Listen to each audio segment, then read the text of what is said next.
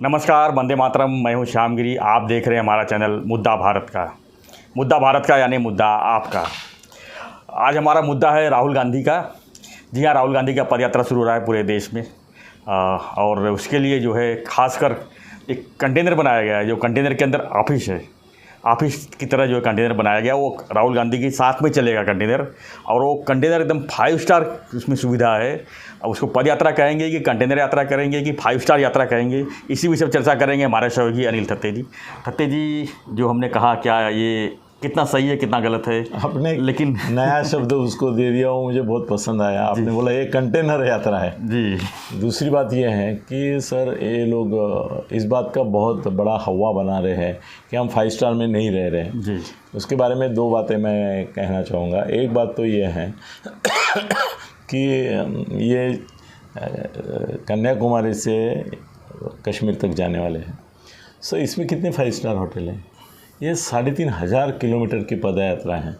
Sir ये 3500 kilometre की पदयात्रा में कितने गांव ऐसे हैं कि जहाँ पे 5 स्टार है जी, जहाँ पे 3 स्टार है? नहीं है। जो बड़े मेगा सिटीज़ हैं, मेट्रो सिटी, वो सब मेट्रो सिटीज़, मेगा सिटीज़, वो सब पूरे इनके इसमें 25 हैं। तो 25 ही जगह ऐसी थी 3500 किलोमीटर की जहाँ पे 5 स्टार की इनको संभावना थी। तो ये जो हवा बना रहे कि हम 5 स्टार नहीं, 5 स्टार नहीं, 5 स्टार नहीं, उसमें कोई ज़्यादा मतलब नहीं है। ये एक दिखाने की बात हो गई। दूसरी बात, सर ये अभी बात कर रहे हैं कि हम कंटेनर में रहेंगे। सर ये कंटेनर की बात 2 तरह से मैं देखता हूँ। रेलवे के कंटेनर होते हैं बहुत बड़े जी, और हम ट्रक के कंटेनर भी देखते हैं। 60 फुट के होते हैं वो, हाँ, बहुत लंबे होते हैं। अभी भिवंडी रोड पे आप जाते हैं 60 फुट, तो 80 फुट। कंटेनर के पीछे कंटेनर चले रहते हैं। सर मैं ये कंटेनर जो रहते हैं ना, तो कई जगह प्रदेश में जब घूमता हूँ, पर्टिकुलरली अमेरिका में अश्वेत वर्णीय जो है, कृष्ण वर्णीय, वो क्या करते हैं कि ये कंटेनर जब पुराने हो जाते हैं तो वहाँ पे एक लिमिट है कि उसके बाद वो कंटेनर इस्तेमाल निकाले जाते हैं। तो वो कंटेनर एकदम भंगार के भाव में बेचे जाते हैं। और ये जो अश्वेत या कृष्णवर्णीय लोगों की पॉपुलेशन है, उनमें से सर हज़ारों लोग ऐसे कंटेनर लेते हैं और उसमें रहते हैं। आज भी भारत में कई जगह ऐसा होता है कि रेलवे के जो कंटेनर रहते हैं वो कई बार ऐसा हो जाता है कि वो गुम हो जाते हैं।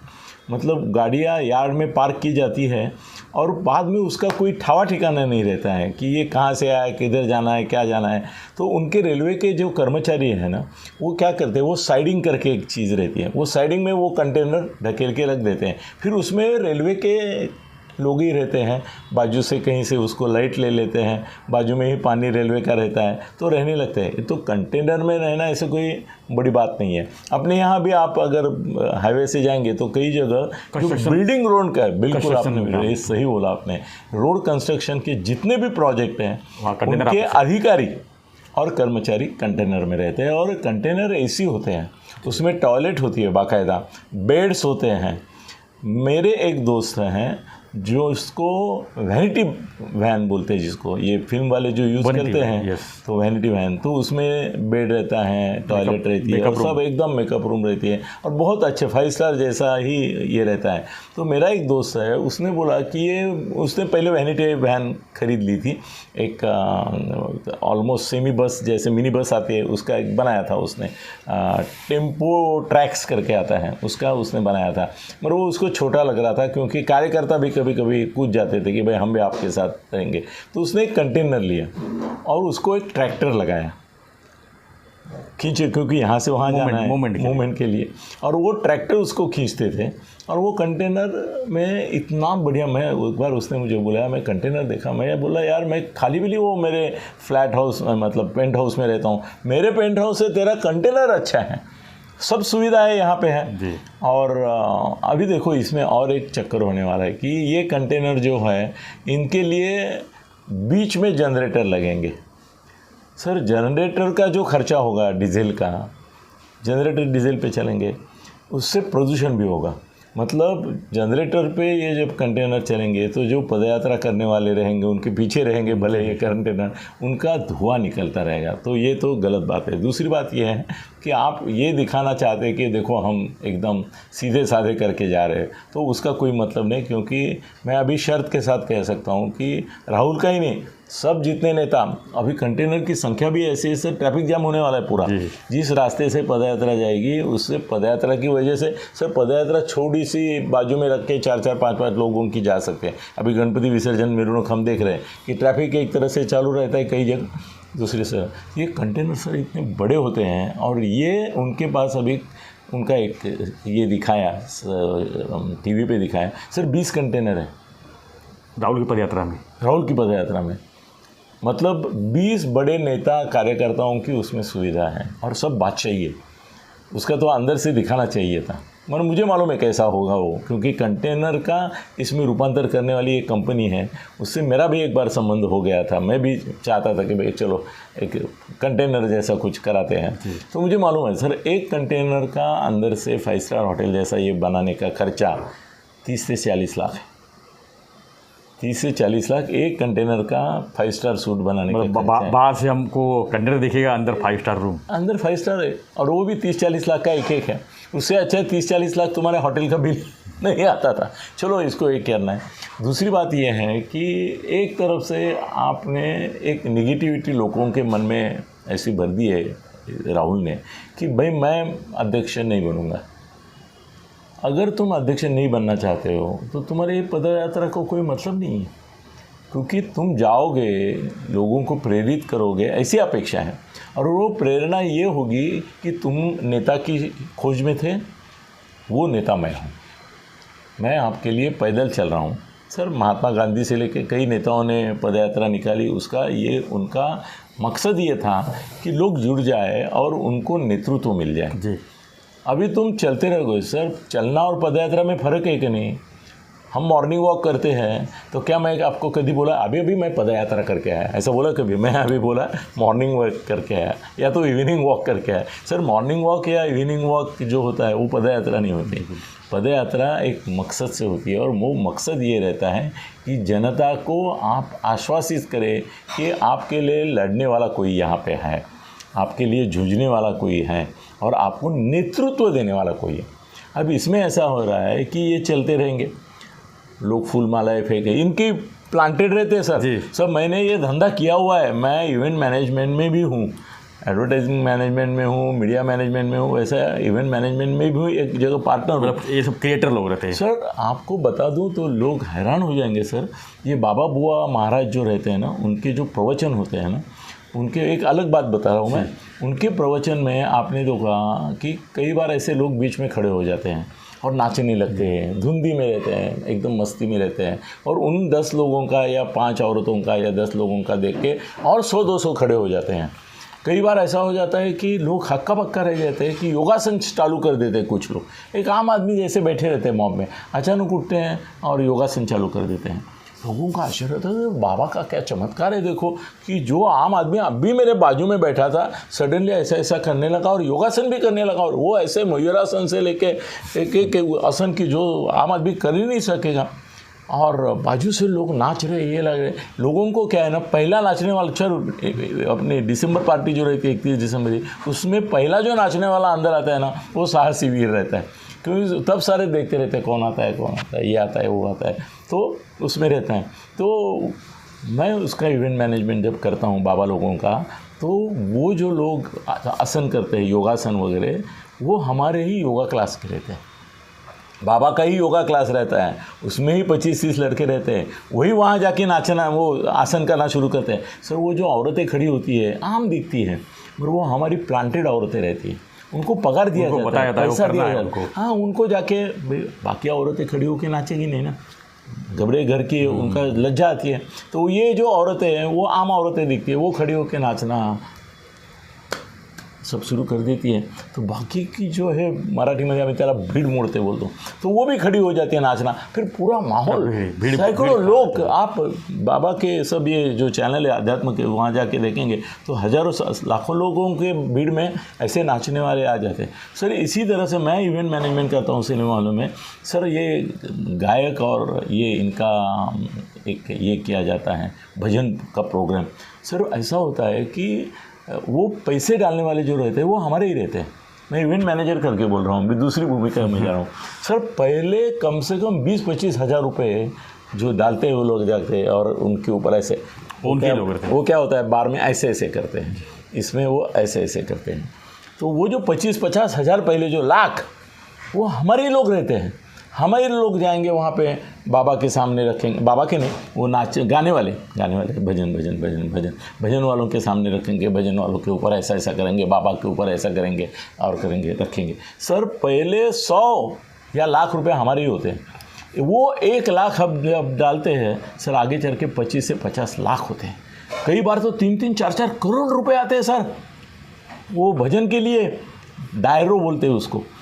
मित्रों, आप इसमें जाइए गूगल में और डायरो शब्द डालिए, डायरो भजन, गुजराती भजन। सर आपको दिखेंगे, मैं जो बात कर रहा हूँ, मैं इवेंट मैनेजर भी हूँ, मेरे कई पहलू है सर, अभी लोगों को मालूम नहीं है।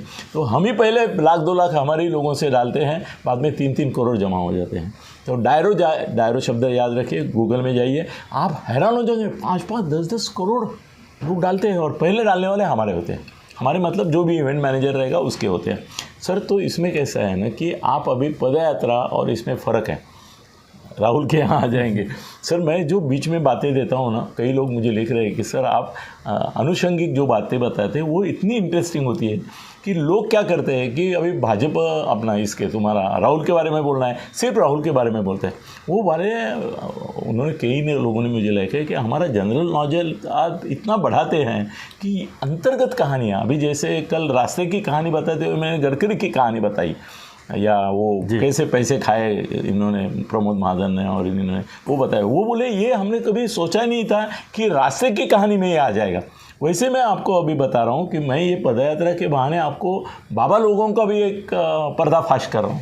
ये इंटरेस्टिंग चीज़ है। नहीं तो सर बोलने वाले बहुत है, फिर अनिल दत्ते और गिरी क्या करें, हम कुछ अलग करेंगे। बिल्कुल। तो अभी ऐसा है कि राहुल को पहले तो ये क्लियर करना चाहिए, खुद नहीं बोले मगर एक ऐसा उठाव होना चाहिए कि भाई अभी सितंबर-अक्टूबर में जो चुनाव होंगे उसमें राहुल जी ही भारत के कांग्रेस के अध्यक्ष होंगे, तभी उसको मतलब मिलेगा। सर आप मराठीमध्ये आम्ही बुजगावणं बोलतो, हिंदी में क्या बोलते हैं उसको, वो खेती में रखते हैं ना वैसा, मटका रहता है, पुतला वो पुतला जो भी है वो पुतला रखते हैं और पंछी समझते हैं कि ये कोई आदमी खड़ा है करके नहीं आते। सर ये आप बुजगावण लेके घूम रहे हैं क्या? हाँ, आप कोई एक ऐसा जोकर लेके घूम रहे हैं?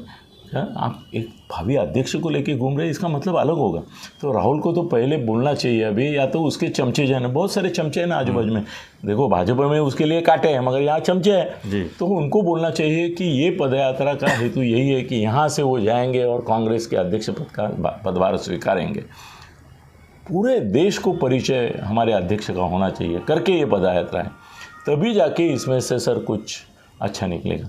अभी ये पदयात्रा से कुछ साध्य होगा सर, पॉलिटिकली एक अवेयरनेस ज़रूर तैयार होगा कि अभी राहुल कैसे है ना, राहुल एक रोबोट जैसे हैं कि उनको कहीं रिमोट से सोनिया जी कुछ करती है तो उतना। अभी मैंने परसों एक होटल में गया था मैं, तो वहाँ पे उन्होंने बोला हमारे यहाँ रोबोट वेटर हैं, क्या आपको वो चाहिए? मैंने बोला हाँ। तो उन्होंने टुक टुक टुक टुक किया, अंदर से एक ऐसा पुतला आया, मेरे सामने ट्रे किया, उसमें 2 चाय रखे थे, फिर मैंने चाय उठाया, लगा पैंकाऊ ऐसा किया, फिर पीछे हो गया रोबोट, अंदर चला गया। ये अभी सोनिया का हमारा ये रोबोट जो है वो वैसा ही करता है, वो बोलती है कि बोलो तो बोलता है, करो तो करता है। हमको एक नेता चाहिए, रोबोट नहीं चाहिए, हमको एक नेता चाहिए। तुम क्या कांग्रेस नेता नहीं भी क्या कांग्रेस नेता नहीं है? कांग्रेस में नेता सर ये संधि देते क्या, उनको अवसर देते हैं क्या? सब ज्योतिरादित्य सिंधिया देश का पंतप्रधान हो सकता था इनका, जी दिया नहीं दिया। चलो छोड़ो, बुजुर्गों की बात करते हैं। नरसिंह राव की जगह शरद पवार हो सकते थे पंतप्रधान, मनमोहन सिंह की जगह हो सकते थे। इन सोनिया जी ने दिया उसको मौका। प्रणब मुखर्जी सही बोले आप, प्रणब मुखर्जी दिया उसको मौका, क्यों नहीं दिया? इनको गांधी परिवार को जो भारी पड़ेगा ऐसा कोई आदमी नहीं चाहिए, रोबोट चाहिए, नहीं चाहिए, रोबोट चाहिए उनको। रोबोट भी नहीं सर, उनको गुलाम ही चाहिए। रोबोट भी ठीक है और गुलाम भी ठीक है, इनको गुलाम चाहिए। मनमोहन सिंह क्या थे, कठपुतली थे और सूत्रधार सोनिया जी थी। अब राहुल गांधी जो हैं वो अलग से अपना दिमाग चला सकता है, खुद निर्णय ले सकता है, मगर उसको अवसर मिलने से पहले उसकी एक प्रतिमा, मैं सर राहुल का मैं सलाहकार है, मैं प्रशांत किशोर होता ना तो पूरा भारत में उथल पुथल कर देता था। मैं मेरे जगह जहाँ हूँ ना वहाँ उथल पुथल बहुत करता हूँ, अभी कर भी रहा हूँ। वो लोगों को बाद में पता चलता है, लोगों को ये पता नहीं चलता कि इसके पीछे अनिल थत्ते था। मैं भी अभी कुछ उथल पुथल कर रहा हूँ महाराष्ट्र की राजनीति में भी, मैं बताऊँगा नहीं। मगर वो सर ऐसा देखो कि एक ब्रांडिंग, मैं ब्रांड मैनेजमेंट भी करता हूँ, इमेज मैनेजमेंट। सर ये 3500 मील चलने का कितना फ़ायदा राहुल को हो सकता था, मगर राहुल नहीं ले रहा है। क्यों नहीं ले रहा है? उसको वो अकल किसने दी नहीं है। ये क्या है ना, आर्टिफिशियल इंटेलिजेंस करके एक चीज़ है, एक उसके ऊपर किताब भी बहुत सारी है। तो ये नेचुरल इंटेलिजेंस इसमें उतना है नहीं, इसको आर्टिफिशियल इंटेलिजेंस डालने पड़ता है, और वो डालने वाला वैज्ञानिक इसके पास नहीं है। इसके पास चमचे हैं, गुलाम हैं, वाह जी वाह करने वाले, हाँ जी करने वाले लोग हैं। तो वो 3500 मील चलने के बाद भी वो कश्मीर पहुँचेगा, मगर उसकी इमेज और ब्रांडिंग जो है वो कन्याकुमारी में रह जाएगी। तो मेरे को इससे ज़्यादा कुछ ये नहीं है। मगर ये कंटेनर का वगैरह जो है नाटक, वो नौटंकी है, करते रहे, पूरा 3500 का नौटंकी हो जाएगा, बाद में धीरे धीरे तो एक्सपोज होता जाएगा। फिर हर गांव में नया क्या बोलेगा सर, उसका अगर लाइव प्रक्षेपण मैं जो होता उसका सलाहकार, तो मैं क्या करता था कि लाइव पैसा दे देता था। भाई लाखों करोड़ों रुपए वैसे भी खर्च करे, चैनल वालों को दे दो, फिर लाइव राहुल गांधी निकले, कहीं माला फेंकी, कहीं गरीब आ रहे, गरीब भी मैनेज होते हैं सर। जी सर दोनों तरफ से जो लोग खड़े रहते हैं ना, उनको हम मैनेज, इवेंट मैनेजमेंट का बाप हूँ मैं सर, हम उनको मैनेजमेंट करते हैं। उनमें से कोई रोता हुआ आता है करता है, फिर बोलता है आप ही हमको बचा सकते हैं, आप देश की आशा है, आप ही देश को बचाने वाले हैं आपकी, और हम तो भाजपा से बहुत ही तरस गए हैं। तो फिर राहुल भी, उसको भी हमको पढ़ाना पड़ता है सर, ये दोनों तरफ से पढ़ाना, मतलब गरीब को भी पढ़ाना पड़ता है, उसको भी। फिर वो उसको गले लगा लेते हैं, फिर फोटो, उसमें भी हम लोग फोटो और लाइव चलता है, फिर भी हमको उसमें सर काळजी लेनी पड़ती है। खाली वो गरीब नहीं होना चाहिए, वो भिखारी दिखना चाहिए, वो भी नहीं चलना चाहिए, वो दलित भी होना चाहिए, उतना भी नहीं, वो औरत है तो और अच्छा है, उसमें वो अपंग है तो वाह रे वाह, वो जाता है, फिर वो ऐसे ऐसे करके जाता है, फिर राजू उसको उठाता है, गले लगा लेता है, राहुल गले लगा लेता है सर, तो वो इवेंट बन जाता है। अब देखता हूँ मैं इनके इवेंट मैनेजमेंट क्या करते हैं। ऐसे समय बहुत सारे आएंगे, और फिर धीरे धीरे क्या होता है ना सर, इसमें है ना 3500 मील का कैसे है ना, ये रिपीटेशन है। आपका पिक्चर 2 घंटा 20 मिनट में ख़त्म होता है ना तो चलता है, आप 4 घंटा 40 मिनट, 8 घंटा 80 मिनट ऐसा चलाएंगे तो पिक्चर चलती नहीं है कोई पिक्चर। वैसे हर एक चीज़ की एक सीमा होती है सर। रोज़ ये नया क्या बोलेगा, इसमें इतना दिमाग है क्या, नए मुद्दे हैं क्या, वो पहले ही दिन तोश में आके हो ही में गया है, कल हो गया उसका, अभी हम बोल रहे हैं ना तब वो निकल चुका है वो सब। उसके पास जितने मुद्दे हैं ना, उसको ये अकल नहीं है कि रोज़ थोड़ा करना, कि भाई एक साथ आपके पास गोडाउन में इतना धान पड़ा है, तो आप किसी को पक्षी या प्राणी का ये करते, पालन करते हैं, तो पहले दिन क्या पूरा बोरा उसके सामने खोल देते हैं, नहीं, रोज़ थोड़े देते हैं। मगर ये ऐसा है कि पहले दिन ऐसा पूरा बोरा नीचे कर देगा, बाद में लोग बोलेंगे ए आता रोज तेच बोलतो, रोज तेच करतो, इकडे हैं, और उसके हंसी में ना वो दिलखुलास, राहुल गांधी का दिलखुलासपना किधर भी नहीं है। वो चिकना दिखता है, मगर चिकना मतलब फिसलने वाला चिकना दिखता है वो, अट्रैक्टिव। राजीव गांधी के मुस्कान में एक अलग ये था, क्या बोलते हैं, प्रसन्नता थी। क्या हम बोलते हैं बॉडी लैंग्वेज सर, इसकी बॉडी लैंग्वेज ही नहीं है इसकी। ये कोई निरक्षर होता है ना, जिसको अक्षर का ये नहीं होता है, वैसे ये बिन बॉडी लैंग्वेज वाला आदमी है। उसको 2 ही ये आते हैं, ऐसा करना।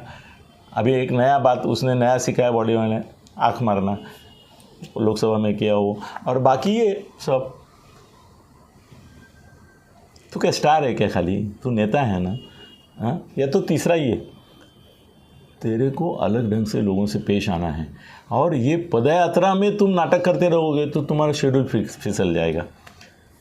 जो भी सामने आएगा इसको गाइड करने वाले लोग कैसे हैं, मेरे को 2 दिन में पता चलेगा, फिर हम नया वीडियो बनाएंगे। तब तक धन्यवाद। जय हिंद, जय महाराष्ट्र। धन्यवाद सत्य जी। तो हम चर्चा कर रहे थे कि राहुल गांधी की पदयात्रा पर जो कश्मीर से कन्याकुमारी से कश्मीर चलने वाली है, और इसमें काफ़ी बड़े पैमाने पर खर्चे भी हो रहे हैं, बड़े पैमाने पर इसका प्रचार भी हो रहा है। फ़ायदा नहीं होगा, लेकिन इसका क्या फ़ायदा होगा, क्या उसका रिजल्ट आएगा, तो 2024 के लोकसभा चुनाव मालूम पड़ेगा। तब तक हम अगले 8 दिन में मैं बताऊंगा जी। तो हम यही कहेंगे कि पदयात्रा जो है आप भी देखिए, लेकिन नौटंकी है, चलने दो। राजनीति में एक दूसरा विकल्प भी होना चाहिए, बहुत ज़रूरी है। तो आपको हमारा वीडियो कैसा लगा हमें ज़रूर कमेंट बॉक्स में लिखिए। वीडियो पसंद है तो लाइक शेयर सब्सक्राइब करना ना भूलें। धन्यवाद। जय हिंद, जय महाराष्ट्र।